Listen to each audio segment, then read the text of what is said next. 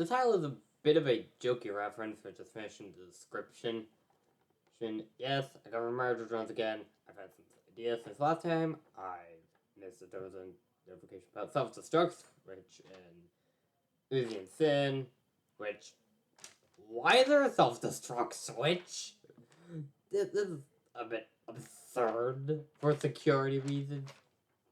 And, like, sci-fi horror stories like The Alien, for example, corporations usually have... Well, they aren't that concerned, and it usually comes back to bite them in the end. Like,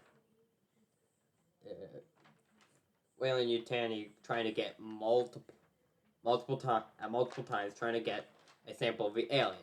Never works, and a lot of people die with that. In this case, self-destruct switch, kind of good if you have a rogue AI problem, which...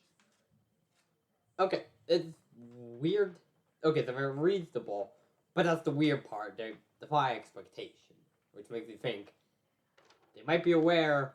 If you've seen my original video, you know I believe that J.C. Jensen basically created the solver. After all, it's kinda in the name. The idea that it's supposed to solve absolutely everything. I think they are hiding the use of it.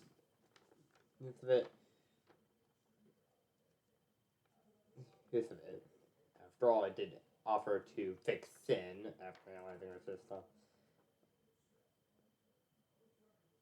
And also, a thought occurred to me that if this is a rogue AI, and how did humanity get a sample to experiment with at the Cabin Fever Labs, it occurred to me.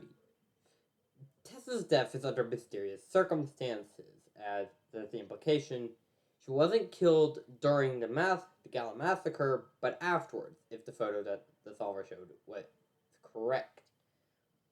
Wasn't doctored, I mean. If that's true, then what could change the solver's mind about keeping Sin alive? How about stealing the code of the solver, allowing it to spread farther than it actually wanted to?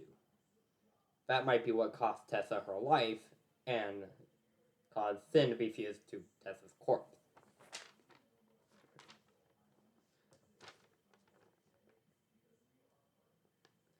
I also like to point out that evidence to the point that there are multiple copies of the Absolute Solver with just one rogue virus-like one is the fact that the sample in Doll couldn't identify Sin when she faced off with Sin.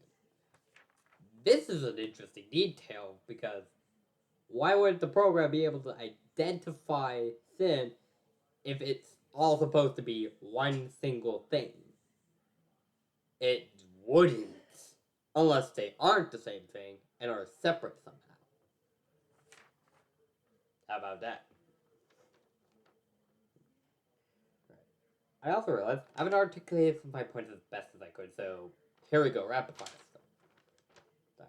I believe the solver manipulative and deceitful nature basically doesn't have anything to do with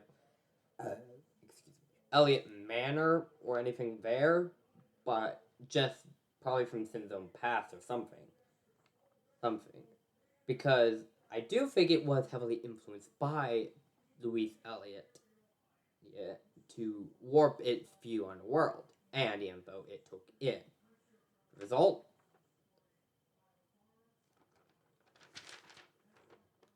It developed a god complex, mixing with its power mixed with picking up on Louise Elliott's iron-fisted nature. Nature of the Iron Fist matriarch. You get my point. And it always seemed to me that the solver was a ruler rather than just a destroyer, so it was always weird that all its ambition was destroying the universe. Then it occurred to me, a thought I had, when I saw episode 7, and someone pointed out on the billboard, something about the Big Crunch. There was a hypothesis on how the universe would end by all matter basically collapsing back into one point then triggering something akin to the Big Bang, the Big Bounce. I realized, could the solver basically be out to try and reset the universe? Not just destroy it, but restart it to basically rule from the very beginning. Why not? And it would also explain some things. Also, how did the solver... the solver is also a bit of a control freak, so... Yeah, that also has creeps. Also, how to activate an Uzi and Doll. Interestingly, the only thing that both share is some kind of mental strain or stress. Doll watched her parents die. Uzi had her father abandon her when she needed him the most. That seems to be the common link. Emotional stress or something akin to it. That also seems to be the rogue AI control over a host. It'll never be able to gain full and total control. It will gain full control, but it can still lose that.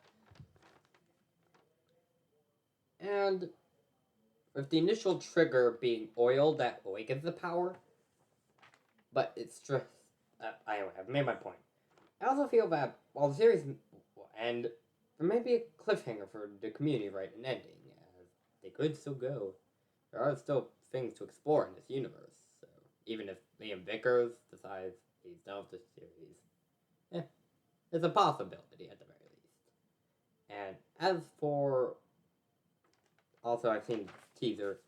Jay seems to be working with the solver. I don't think it's going to be through the whole episode. Yes, Jay will start out working with the solver, more or less out of fear. But near the end, I think she'll finally find the courage to stand up. Her growth as a character. But I just want to make this before the finale came out. So, I'll see y'all later. Have a great day.